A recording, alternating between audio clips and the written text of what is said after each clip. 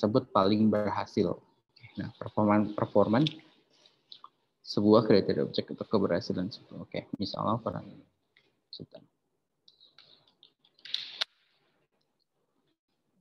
Oke, nah ini jadi sebelumnya kita udah tetapin dulu gitu kan. Jadi apa yang mau kita ukur atau goal kita itu apa. Jadi kita udah tentuin kriteria objek kita untuk perilaku apa yang harus dilakukan supaya si agen ini melakukan hampir mendekati dengan goal yang udah kita tetapkan gitu. Jadi misalnya kita di sini ukuran performansi agen vacuum cleaner tadi merupakan besarnya jumlah debu yang dibersihkan, oke.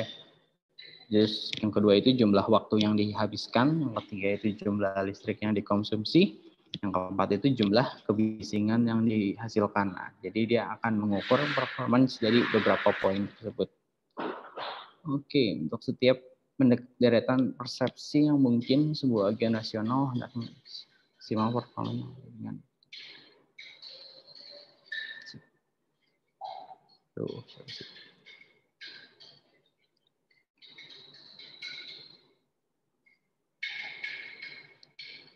Oke, nah setiap deretan jadi persepsi yang udah kita simpan.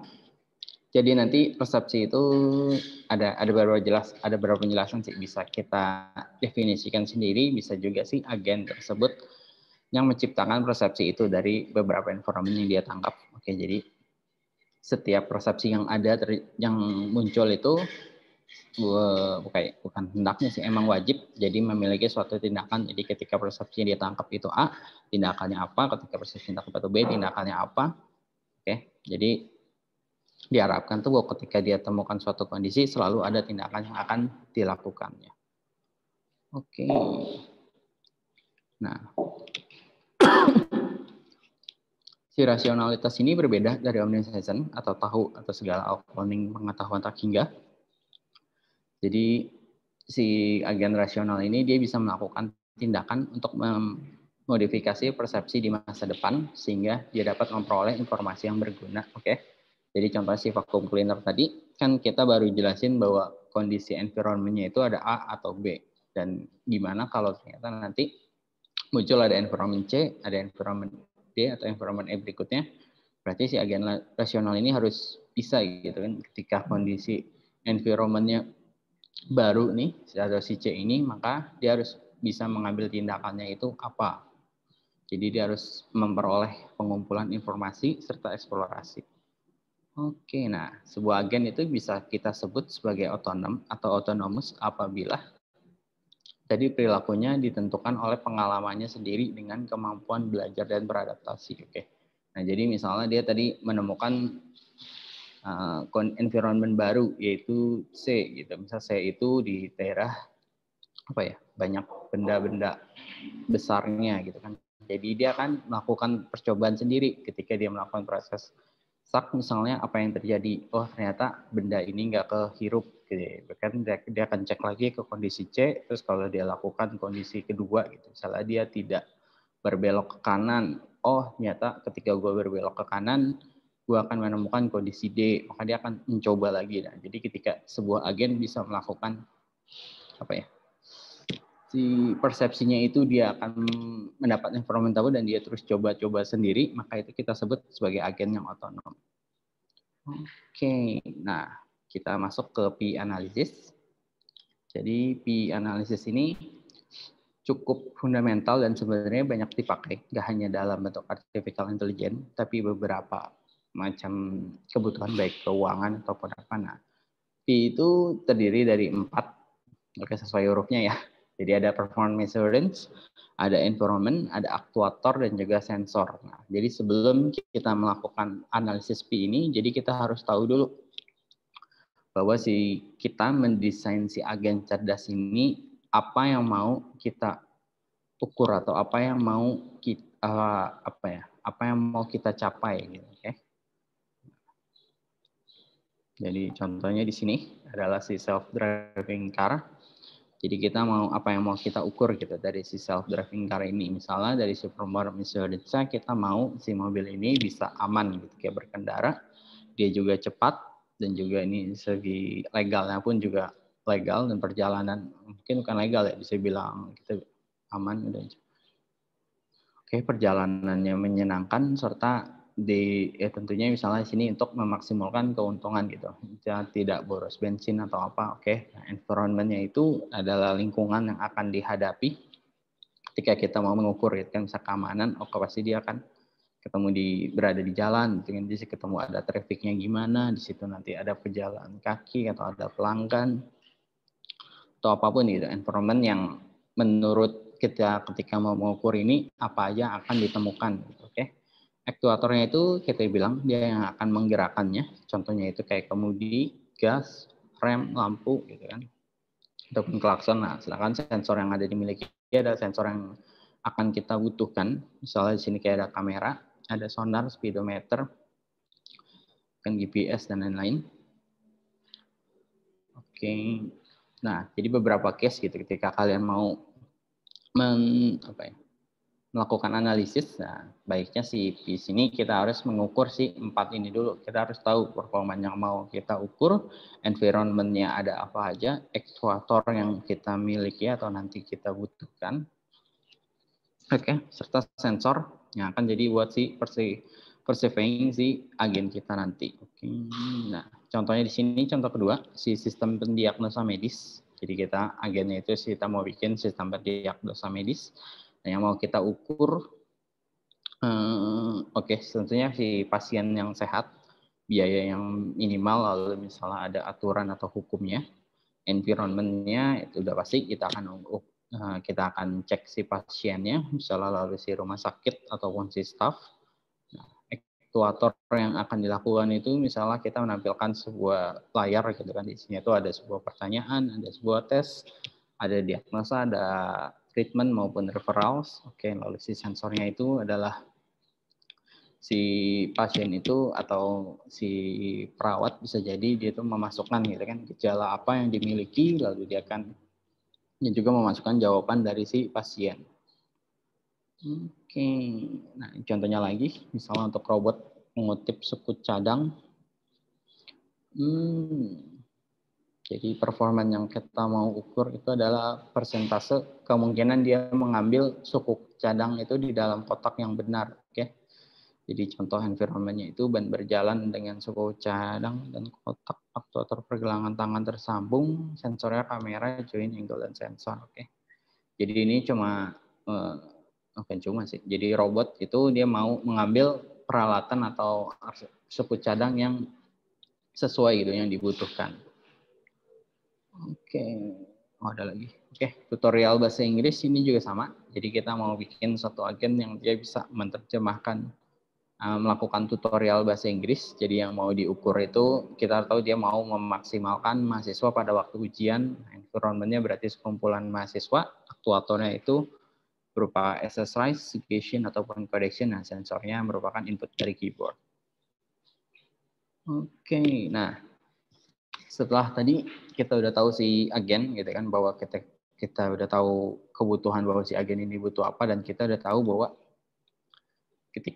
yang bukan paling besar ya, paling tidak terprediksi atau kemungkinannya paling luas itu adalah si lingkungan, oke, atau si environment-nya. Jadi ada beberapa jenis-jenis lingkungan.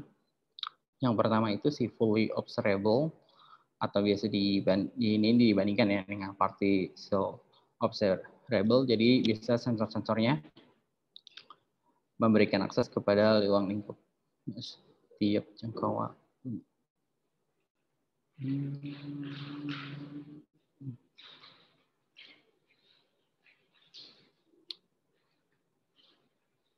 Oke, sorry, mungkin maksudnya si fully observable ini, jadi si agen kita itu sebenarnya ibaratnya kita sebagai programmer atau kita sebagai yang si pembuatnya itu kita udah mengamati si environment ini keseluruhan, kita udah full. Jadi kondisi apa yang nanti kita akan bikin atau kita akan buat itu udah benar, kita udah tahu persis. Misalnya kita mau bikin vacuum cleaner di kamar tamu, kita udah amatin banget di kamar tamu itu ada apa aja gitu kan, ada meja kah, ada sofa, ada apa. Nah itu udah full. Beda dengan partial itu kita hanya mengamati misalnya di ruang tamu, tapi nanti ketika kita mau tes itu satu isi rumahnya, jadi dia nggak akan, jadi ibaratnya ketika nanti si agen berjalan, kalau full observable itu nggak akan ditemukan tadi misalnya environment yang tidak dia ketahui, jadi udah pasti gitu environment-nya udah kita jabarin, udah kita jelasin, sedangkan kalau si partial ini ada kemungkinan bahwa si agen ini akan menemukan beberapa environment yang dia belum ada di dalam database-nya itu. Oke, nah si deterministik ini sama. Jadi keadaan lingkungannya itu udah sepenuhnya kita tentukan oleh si pembuatnya, oke. Jadi tindakan yang akan kita lakukan pun juga udah kita determine itu udah kita jabarkan ibaratnya. Jadi ketika ada kondisinya A, maka aku lakukan B, ketika kondisi C, kondisinya lakukan B, ketika kondisi C, lakukan C. Jadi kita udah determine semua bahwa ketika semua kondisi ini, jadi kayak kita udah pasti bahwa kondisi nggak akan ada kondisi yang di luar dari si ABC ini. Udah pasti kondisinya itu hanya ada 3 ini yang terjadi. Nah, beda dengan si stochastic itu kebalikannya. Jadi bisa kita bilang kita akan memenuhi environment ini yang penuh ketidakpastian gitu. Jadi ketika kita udah buat, gitu kan, misalnya buat tadi penyedot debunya mau buat membersihkan debu gitu, tapi kan kita nggak tahu, bisa aja nanti ketika ditaruh di lantai itu ada gundu atau ada batu atau ada apapun. Nah, jadi itu stochastic itu ketidakpastian. Oke. Terus episodik sama sequential itu oke. Nah,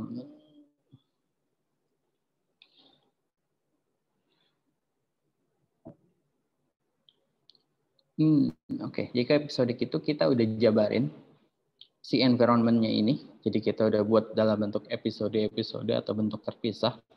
Jadi pengalaman agennya itu ketika dia menemukan kondisi sesuai dengan si episode B, maka yang akan dilakukan itu adalah si B. Ketika episodenya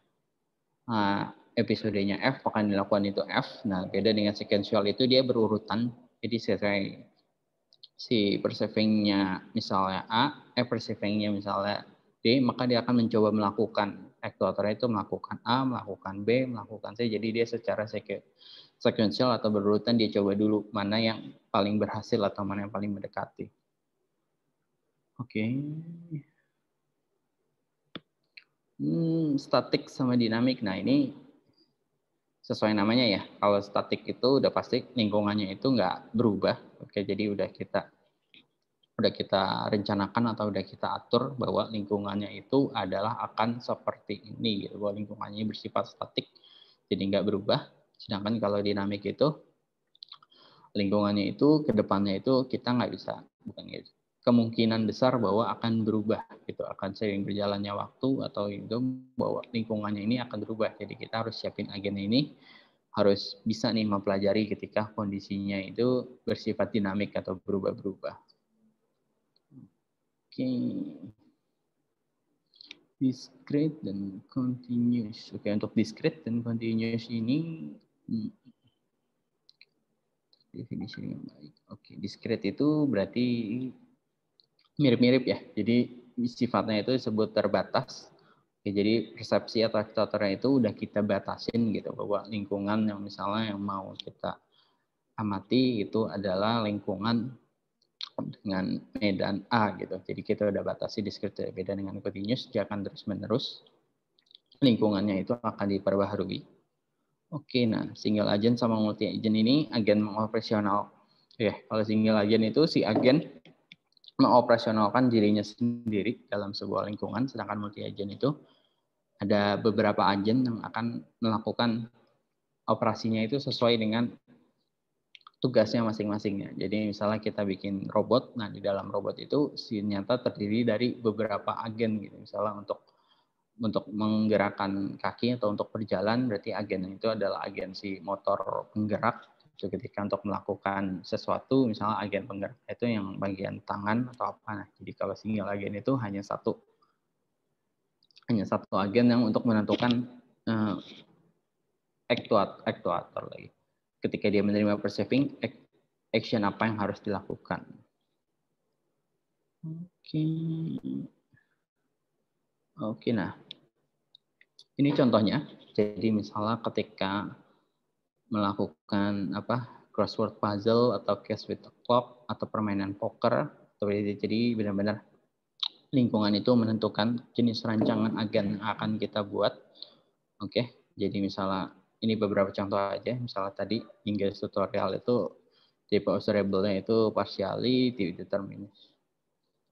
Lingkungan tugasnya itu deterministiknya itu bersifat stokastik, lalu episodiknya bersifat sekuensial, statiknya. Jadi kita di sini kita yang menentukan, memperkirakan bahwa kira-kira ketika jenis lingkungan yang akan kita terapkan gitu atau apa, bahwa jenis lingkungan yang akan paling baik untuk kita gunakan ketika kita mau membuat suatu agen menentukan si baik ke P tadi, ketika measures apa yang mau kita ukur itu apa yang paling baik. Oke. Nah, struktur agen. Oke, perilaku agen tindakan. Ini dilakukan sembarang sesuai. Oke, perilaku agen itu biasa dilakukan setelah diberikan sembarang sekuen persepsi. Oke, nah, jadi ketika kita temukan suatu environmensi yang baru, biasa agen itu dia kayak melakukan sembarang gitu. Dia melakukan A, hasilnya apa, dia simpan ke dalam sekuen. Ketika melakukan B, ketika kondisinya A tetap A, dia lakukan B. Apa yang terjadi ketika kayak tadi misalnya si penyedot debu, ketika kondisinya kotor, dia lakukan A, lalu dia simpan, lalu dia lakukan B, dia simpan, lakukan C, dia simpan, dan dari ketiga itu dia akan lihat apakah hasilnya lebih baik atau malah ternyata jadi jauh lebih kotor. Nah, intinya dia akan terus membandingkan, terus mencoba sampai menemukan menurut dia hasil yang paling mendekati goal yang mau kita tuju. Oke. Tugas AI itu merancang agen yang mengimplementasikan fungsi agen yang memetakan persepsi ketindakan. Oke, jadi dihasilkan dengan program ini berjalan di beberapa alat komputasi. Oke, yang disebut sebagai arsitektur. Oke, jadi sini contohnya kayak tadi berjalan berarti arsitekturnya hendaknya memiliki kaki gitu kan. Contohnya kalau tadi kita mau penyedot debu hendaknya memiliki sensor. Oke, nah ya, beberapa program agen itu biasanya ada 4 jenis dasar. Jadi ada simple reflect agen, ada model based reflect agen, ada goal based agen, dan utility based agen. Waduh. Ini contoh aja ya, kita nggak ngoding kok, tenang. Table driven agen, jadi skip aja deh. Lalu ini. Oke, itu untuk aduh, si contoh ini. Ini pakai Python ya, kalau yang mau tahu. Jadi ini contoh table driven agent ini dia bikin suatu table atau suatu database gitu namanya untuk menampung si perception yang akan nanti setiap kali dilakukan.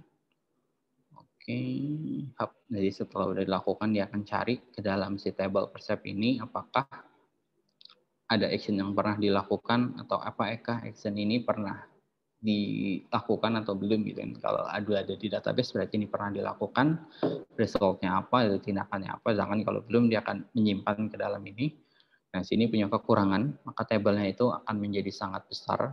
Jadi misalnya si P merupakan himpunan perception yang mungkin akan terjadi, dan T itu merupakan lifetime si agen atau bisa kita bilang baterainya atau tenaga listriknya. Oke, si entry table. Oke, ini rumusnya. Oke, lupakan.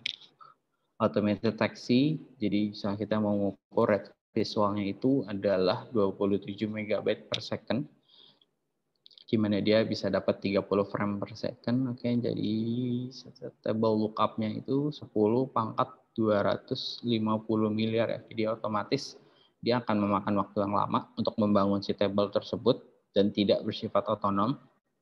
Oke, dan bahkan dengan pembelajaran pun dia memerlukan waktu yang cukup lama untuk mempelajari entry table. Oke, nah kita balik ke tadi beberapa contoh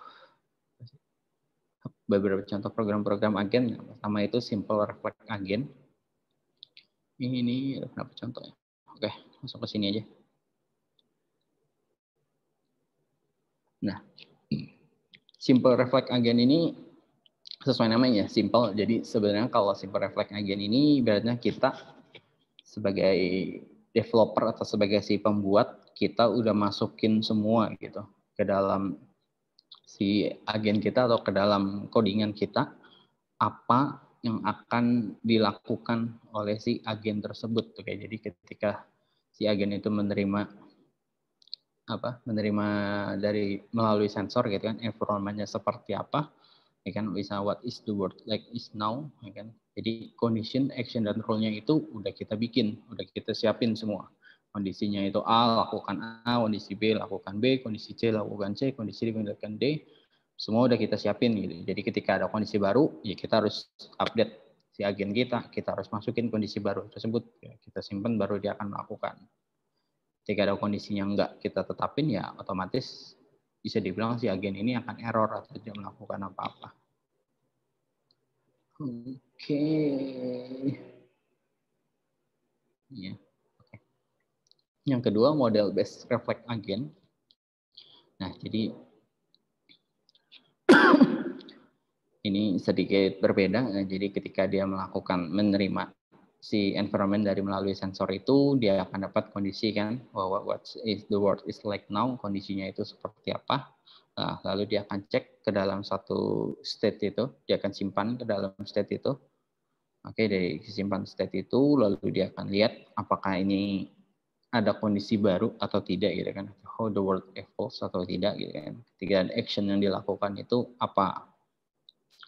Jadi bisa dibilang ini masih semi, jadi masih semi antara otonom maupun dengan kita yang turun langsung. Jadi kita bilang ini tuh semi, tapi masih kita yang berperan besar, di mana di sini state-nya itu udah otomatis atau otonom akan muncul ketika ada terjadi kondisi baru atau ada perubahan, state-nya itu akan berubah atau muncul. Nah, tapi action yang harus kita lakukan itu kita yang update. Jadi state-nya itu udah otomatis, ketika terjadi perubahan atau apa, state-nya akan muncul baru, state-nya akan muncul baru, tapi action yang harus dilakukan ketika si state barunya itu muncul tetap kita harus coding, kita harus buat, oke, gitu kan. Ketika siapin kita kondisi A sampai K gitu kan. Nah, ketika muncul kondisi L atau kondisi M itu akan muncul di dalam state. Jadi kita, oh ternyata ada kondisi baru nih, kondisi M, ada kondisi L. Nah, tapi tetap kita harus bikin sendiri. Kalau kondisi L, lakukan ini deh. Kalau kondisi M, lakukan ini. Nah, ketika dia berjalan lagi, muncul kondisi baru lagi, state-nya itu akan diperbaharui otomatis, tapi action-nya tetap harus kita yang bikin. Oke. Nah, berikutnya kalau goal based agen itu ini sama, ketika si agen ini menerima dari sensor, dia tahu kondisi what the world is like now ya, seperti apa, lalu dia akan cek ke dalam state-nya ini. Oke, jadi dia akan cek apakah ini perubahan atau belum.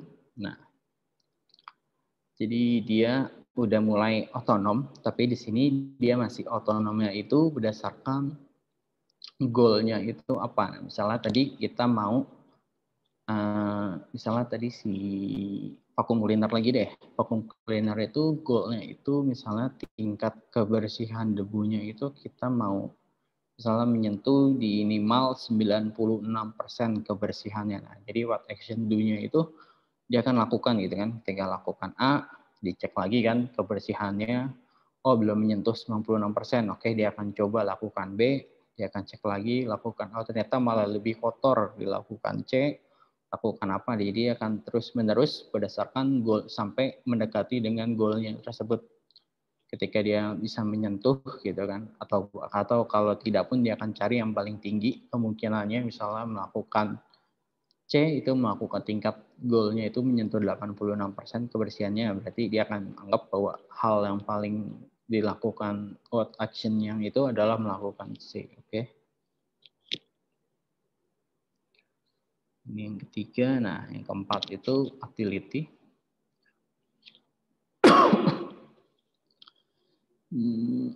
Nah, si utility ini what it will be if I do action. Hampir sama dengan goal itu, cuma bedanya kalau goal itu hanya ada satu, ibaratnya kan goalnya itu apa yang harus dicapai gitu ya. Sedangkan si utility ini ada beberapa kondisi atau beberapa utility atau beberapa kondisi yang mau kita siapin gitu. Utility-nya itu ada apa aja.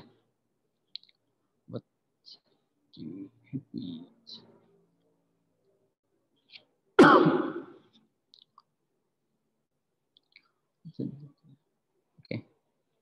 Jadi ketika kondisinya itu kayak tadi hampir sama ya kayak goal base itu.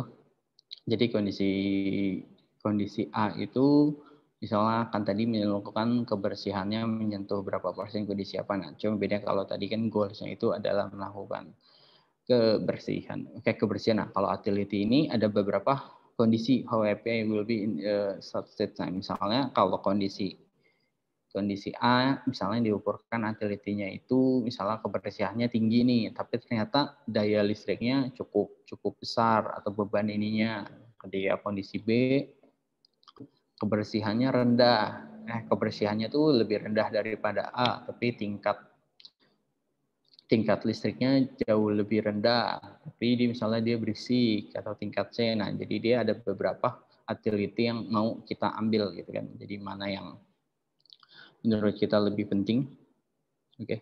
Jadi kondisi entah dari kebersihannya, entah dari pemakaian daya listriknya, entah apa ya, ataupun dari bunyi kebisingannya atau apapun. Nah, jadi dia beberapa kondisi yang kemungkinan rate ini ketika kondisi A yang paling tinggi. Oke.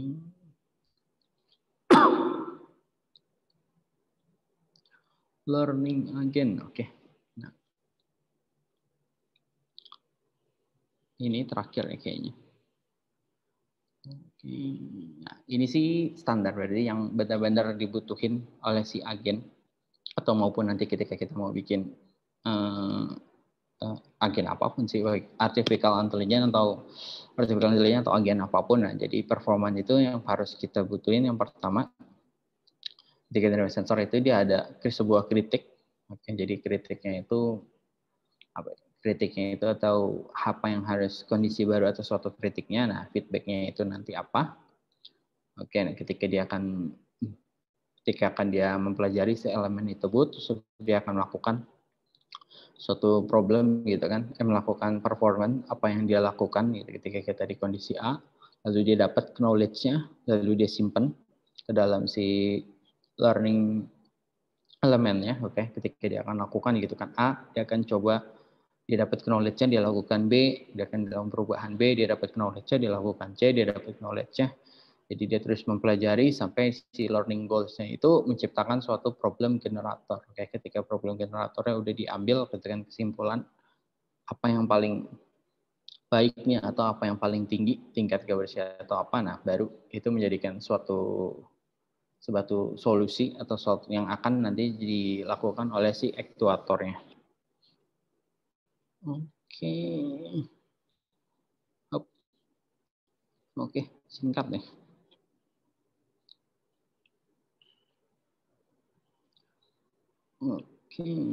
Oke, itu sih beberapa tentang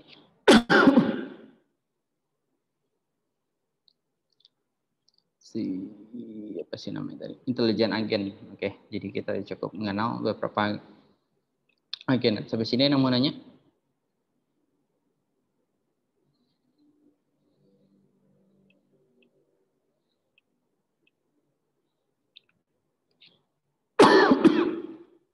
Bisa 2 menit.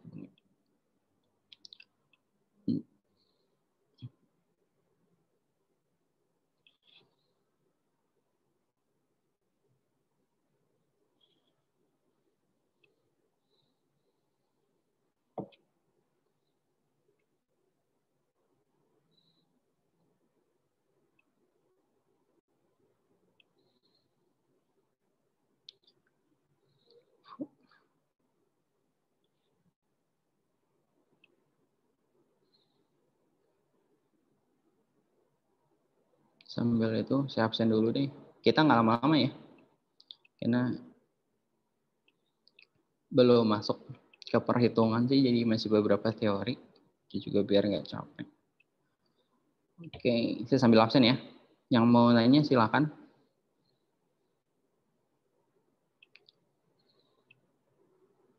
Erlangga Maulana. Ada?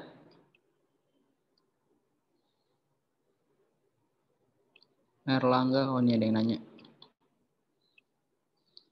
7 learning again. Oke, dari Aditya. Tujuan learning again. Oke. Ya. Tujuan si learning again, ya tadi kita tuh pengen bahwa ketika kita si agen ini atau aplikasi yang kita buat ini mencapai gitu atau paling tidak mendekati goal yang paling kita tujukan gitu kan. Dan oke lah kalau beberapa kondisi itu kita bisa amati atau kita bisa bikinin gitu kondisi A itu kan. Tapi kan mungkin nanti ada beberapa kondisi itu yang kemungkinannya itu adalah miliaran atau malah mungkin beberapa kondisi itu yang kita nggak bisa prediksi sama sekali gitu bahwa kedepannya itu akan terjadi apa gitu. Contohnya misalnya si tadi mobil self driving itu gitu kan. Misalnya mana ya, kita balik lagi ke si PPP. Nah, misalnya sini deh. Di self driving ini misalnya kita mau mengukur tingkat keamanannya aja deh. Misalnya dari situ kan kita lihat bahwa environment yang dia akan tangkap itu ada di jalanan itu bakal sensornya itu bakal luas banget gitu kan. Baik itu nanti trafik kendaraannya gitu kan, ada kendaraan lain atau tidak, bagaimana nanti pejalan kaki. Nah, pejalan kaki itu mau ditangkap oleh si sensor kita itu, si kameranya itu nanti entah gimana gitu. Misalnya kalau lampu merah oke lah, kalau lampu warna merah itu berarti ini mobil berhenti gitu kan. Kemudian lampu warna hijau berarti ini mobil boleh berjalan. Ketika nanti di jalan dia ada orang pakai baju warna hijau, apakah dia anggap itu kita berjalan atau apa kan, bahwa ada kemungkinan yang mungkin saat ini kita bisa pikirin gitu, oh nanti ada orang baju gini, tapi kan ada beberapa kemungkinan yang kita nggak bisa prediksi gitu ke depannya atau apa. Makanya kita butuh si learning agent ini biar dia bisa menangkap apa semua pun gitu kan, biar bisa menangkap apapun semua. Jadi akan melakukan test trial satu persatu gitu kan, daripada kita yang bisa dibilang kita yang mikirinnya pun akan terlalu banyak posibilitas, dan kita pun juga ya baik lagi gitu kan, manusia punya beberapa kemampuan yang terbatas, akan jauh lebih aman gitu kan kalau si AI ini mencoba semua kemungkinan apa yang terjadi, kemungkinan apa yang akan dilakukannya pun kita bisa mengukur gitu kan, mana tingkat kemungkinan yang paling baik atau mana yang paling aman gitu kan. Jika ada kendaraan di depannya, apakah dilakukan rem atau dilakukan apa ketika lagi kondisi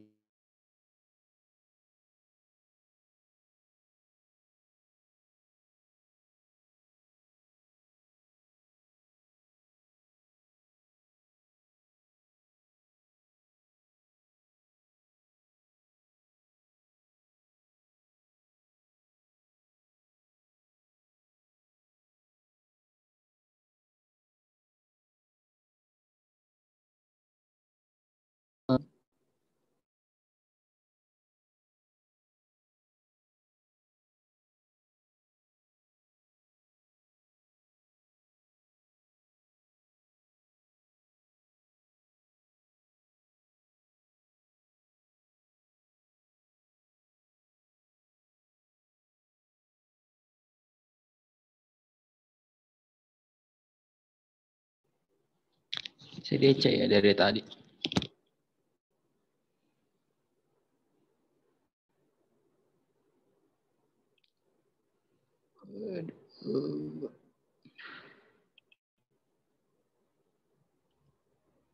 Tadi sempat kedengeran belum apa terputus di awal? Kedengaran Pak tadi. Tadi putusnya kok.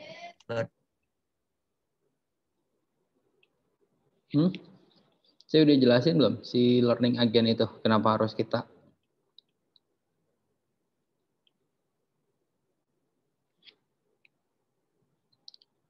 Oke lah, absen dulu deh, absen. Erlangga Maulana, ada?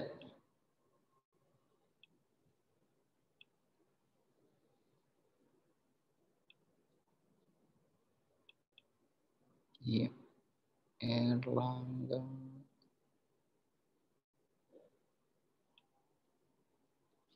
Nggak ada ya?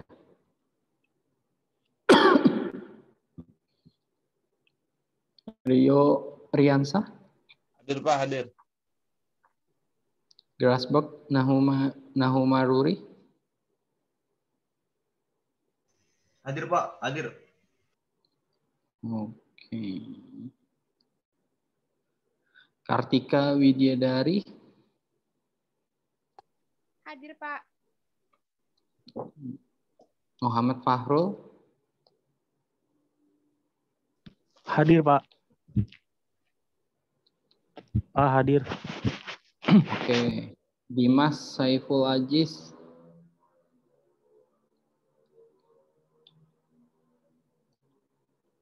Kayaknya masih izin nggak Pak?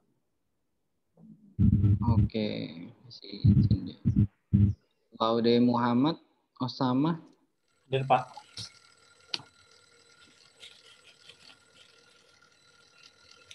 Reika Audrian? Nggak ada ya.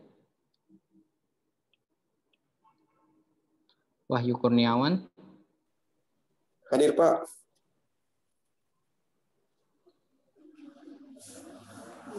Rizky Edwarta? Samuel?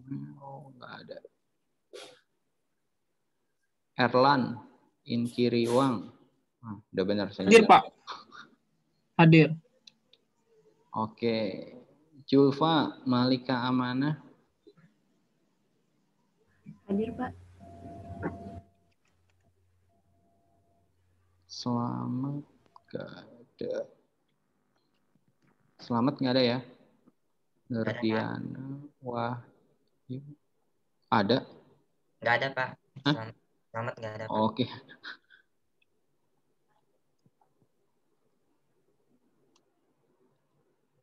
Aditya Duta Ramadan?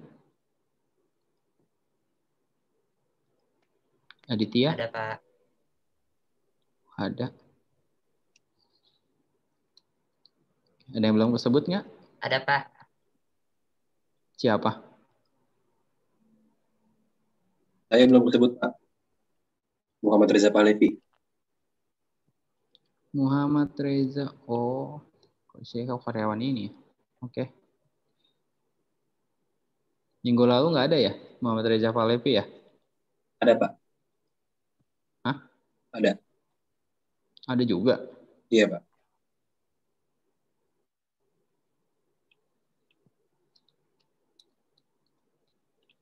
Oke, ada lagi yang belum disebut? Belum disebut ngacung.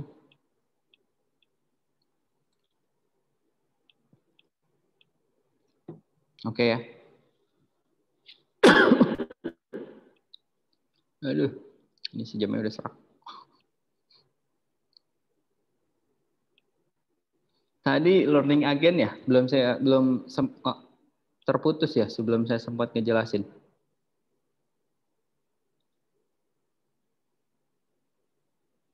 Apa udah? Iya Pak, tadi ada sedikit gangguan Pak.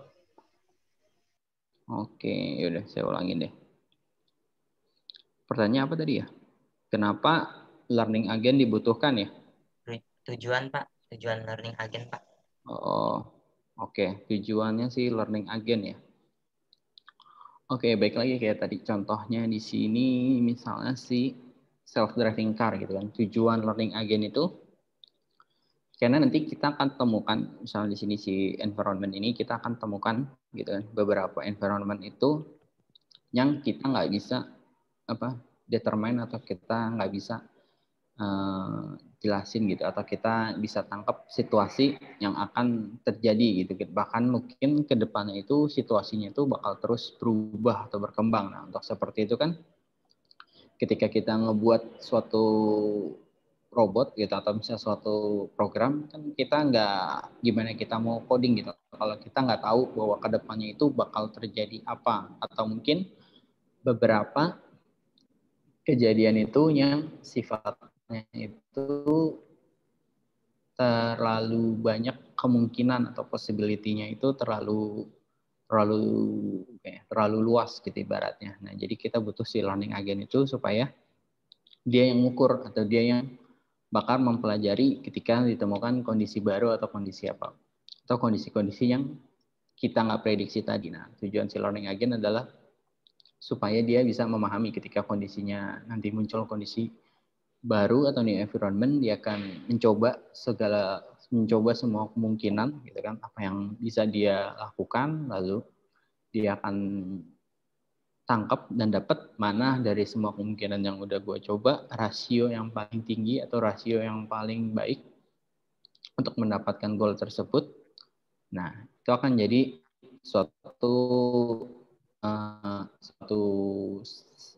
kita bilang suatu pembelajaran atau suatu state baru di dalam si agen tersebut. Nah, makanya si learning agent itu kita butuhin karena baik lagi adanya keterbatasan dari kita, dari sisi developer, dan kedua ya adanya kemungkinan-kemungkinan yang sebenarnya kita tahu bahwa ini tuh mungkin akan terjadi tapi nggak bisa kita prediksi. Oke. Nah, kurang lebih gitu sih.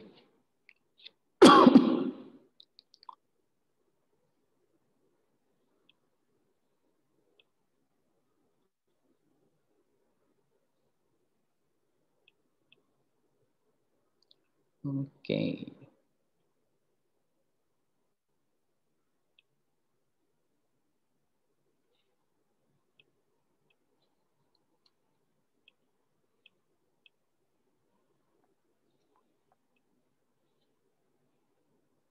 Oke, ada lagi? Nah, sebelum tadi kita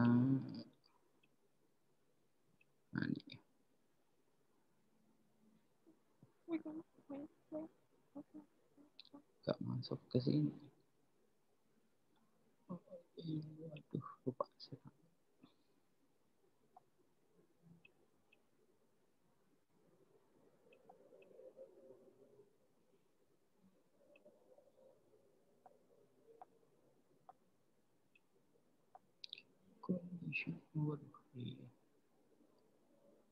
Beda slide.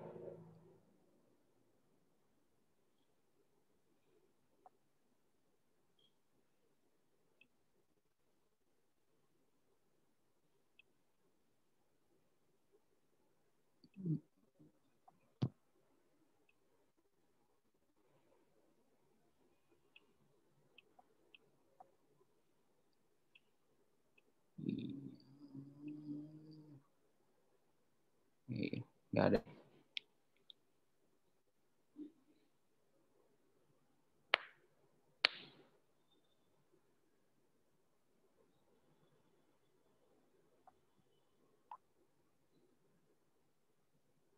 Oke ya.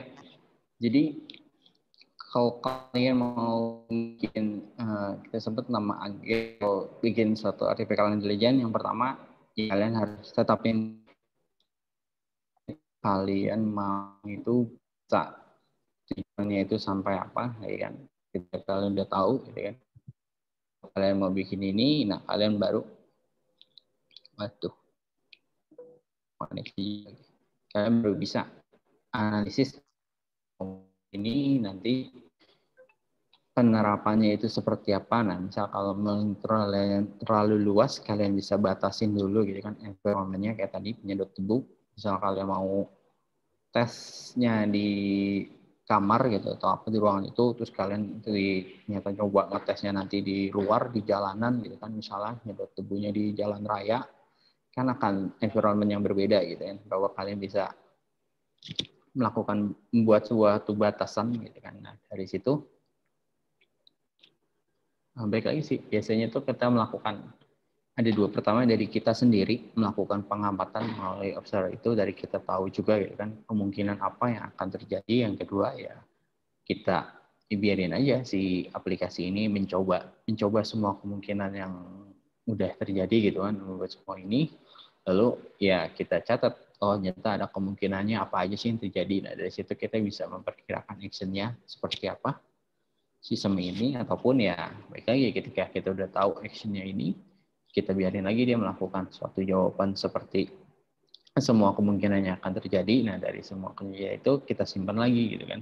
Ketika melakukan ini tindakan apa yang paling baik. Nah dari situ baru bisa dibilang kita bisa menciptakan suatu agen yang dia bersifat otonom atau otonomus. Dan jadi dia dapat bisa kita bilang bisa berpikir layaknya seperti manusia gitu.